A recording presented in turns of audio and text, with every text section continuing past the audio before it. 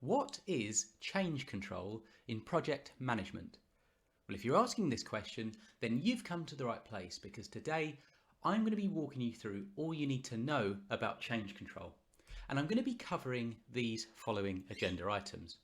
We're going to be looking at change control as a concept.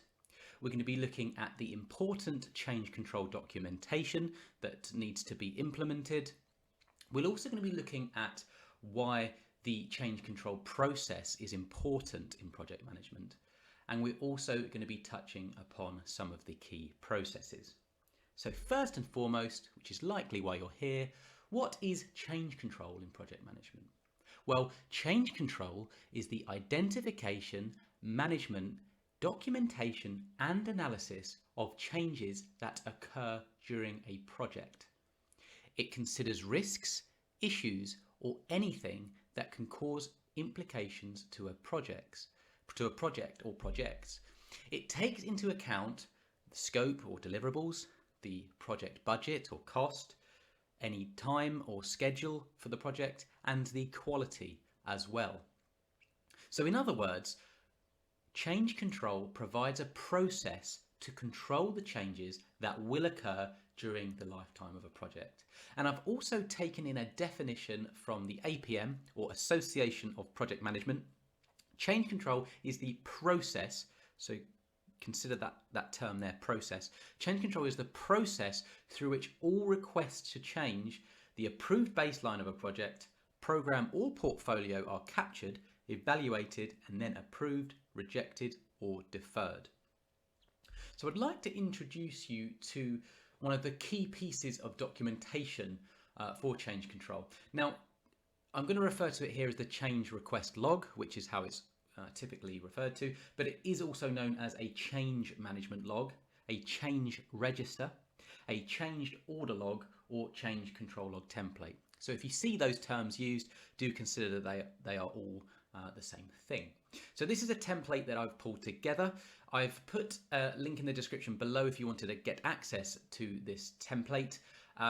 Perhaps it will save you having to build one from your own. It's all kind of pre-formatted, so you can just pick it up and start using it should you need one. But what I'm trying to show you here is essentially what a typical change request log contains. Now consider that the change request log is a working document that allows a project manager to capture change as it occurs and then track it throughout the project until it has been resolved. So it is often used to then submit these potential changes to key decision makers, and they will then use this information to make their decision. So whether that's an approve, reject, or even defer.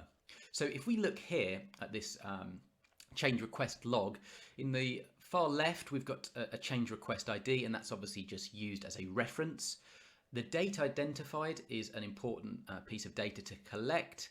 The type, now that can be something like, it could be due to resource, that could be resources, it could be something like a product, you get the idea. A description gives an overview of what the change will be. We've got an impact, so what area of the project is it kind of impacting? Is it the scope, the budget, the time, or the quality? Those features are kind of previously discussed in the former slide. We've got a status, so what's happened to the change request. Is it still open? Is it work in progress? Is it closed? A priority, so that helps to submit the right change requests at the right time. So you've got things like critical, medium, high, or even low. A report to senior management, so this is a yes/no flag that I've put in here, so that's whether it needs to go up the chain. So if you wanted to submit a change request, then you could put yes in this kind of column. Action, so that's what's actually being implemented for the change request. An owner, so that could be yourself as the project manager or someone else within the project team. An expected resolution date, and a field to enter any resolution notes. Now consider this is typical for a change request log, but you may look at different templates and they may contain different columns or variations of these. So just bear that in mind. When it comes to project management documentation, you will find that there is variance. So don't be too disheartened if you don't have everything that every change or project management template has. The key and important thing to remember here is that you have the key pieces of data and the data that will actually help you in your organization. It's also not a good idea to have too many columns or too much data, you want the essentials basically. So why is the change control process important? Well, it enables potential risks to be identified before they occur. It ensures accountability and ensures changes are considered and perhaps even mitigated against. It will provide confidence to the project manager or team, and it allows for the reporting to senior management so that they are kept in the loop and are fully aware of what's going on. It provides greater visibility into any changes. It allows for lessons learned, and it also allows for other projects or future projects to be kind of improved upon and kind of more insight into what's going on. It gives an outlet for the project manager to document and record. So in that respect, it provides an audit trail to refer back to.